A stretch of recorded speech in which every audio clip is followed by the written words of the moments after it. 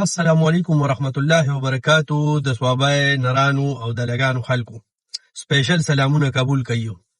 زمونږ ډیر رونه را پاسېدلي دي، مشرانو هغوی لګېدلي دي، درنې کوي او ځای په ځای میټینګونه کوي د صوابای کې د امن راوستو دپاره. زما یو خپل سوچتدار سړی، یو خپل ذهن خپل سوچي. زما خپل ځای دا سوچ دی چې په صوابای کې تر هغې پورې امن نه راځي چې تر کومې پورې زمونږ مشران د سړي زامن شوي نه یو. زمونږ مشران چې دا د سړي زامن نه دي. څه ته کمتر په سلو کې به زمونږ یو مشر په زرو کې چې هغه به په انسانیت او په سړیتوب او بغیر لالچه به د جرګو کې منډې تاړې ویو. اول خو زمونږ دا کومه غریبه طبقه چې ده لکه مطلب ځان به زه والمه، نو خدای دې نه کړي چې زما چا سره مسله شي، زه چا سره جنګ وکړم یا مثال خدای دې لاس په نه خطا کوي، زما لاس په خطا شي. نو که ما له جومات ملا راغی او زما د چم کسان ما له راغلل او غریبانانې، نو زه یې الټه بېعزته کړم او ویې شړم او ورته وایم چې زه نه کوم روغ او زه به دا کوم دا به کوم. او زمونږ پښتانه اکثر وایي زه به دې ښځه راولم که نه. نو موږ هغه روغه نه کوو، تر هغې پورې نه کوو چې تر کومې پورې ورته ښه غټ ګندګیر نه راغلی چې شپږ مړي کړي او داوي پې کیسونه یې پې او چې د جهان ګندګیر هغه شرابي کبابي چې ورته وایو.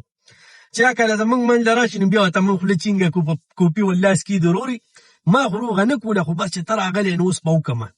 نو زمونږ خلک په دغه ځای کې ډېر غټ دلتوب کوي. اول زمونږ مشران تر هغې پورې زیات تر چې کوم دي نو جرګه کې به نه ځي چې پکې خپله فایده ني. او که لاړ شي نو هلکه دلته سوچ وکړه مشره ته ځان تر څه مشر وای، ته لومبی دا سوچ وکړه چې دا مرګ شوی دی، زه دله ځم ده ته زه د پیسو واپر کوم، ده ته زه وایم چې ځمکه به دله درکو، ده ته زه وایم چې سواره به دله درکو. دا وله موږ ولې ورکوو؟ د ده نه مړی شوی دی، دا مړی پسې شوی دی، دا تپوس نشتی.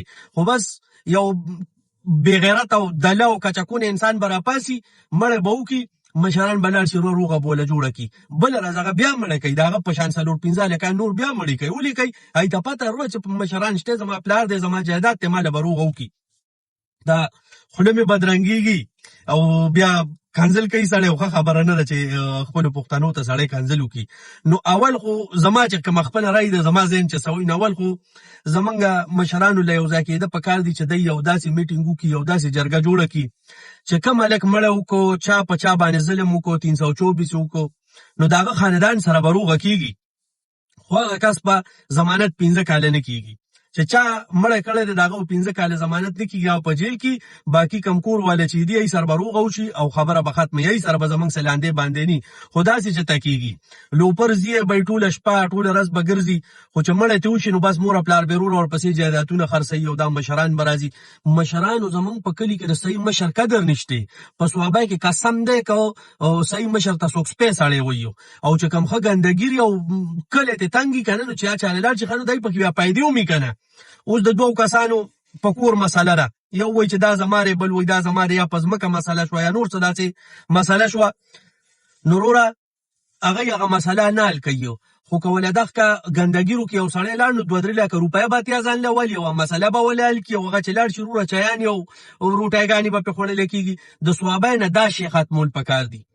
داسې یو قانون جوړول غواړي چې کوم هلک غلطي کوي، که هغه نشی، که هغه مړی، که هغه 324، که هغه بل داسې څه جنګ جګړی، چې یو کس غلطي کوي هغه به وروره د هغه به ضمانت نه کېږي او باقي د هغه کور والی شو، که هغه فیملي شوه، هغوی ته به موږ څه نقصان نه رسو، خو د دې سړي به ضمانت نه کېږي. 15 کاله پکې کېښودی شي چې دی 15 کاله جیل تېر کړي، چې دی راوځي قسم دی که د چاته په بره سترګو وکتلو، خو وروره دلته نه به پولیس به ونیوي، به وبېځي، له الله سره زبېني شوه چې سړی به راوتهیو.